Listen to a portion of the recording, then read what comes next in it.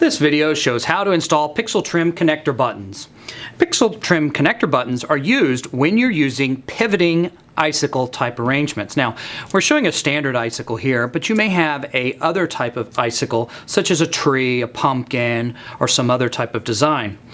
Now, the typical order is that this is the top, and your pixels or strip will be mounted up here, or brilliant bulbs if you have the other type of strip, and your PVC pipe will be located under the bottom of this. Now, the recommended order is to first build your strips with your icicles on them. So what we're going to do is we're going to lay this underneath. So we're going to assume that this is the top, and this is just the smooth side, and that's what we prefer. And we're going to take the smooth side here and put it up and simply align these at the position. Now, you can adjust the spacing to be whatever you would like. You can put them close together, far apart, cut the strips. You can customize this completely. Find the location where they line up in the center, and then simply take your button. This has a post on it, and push it through.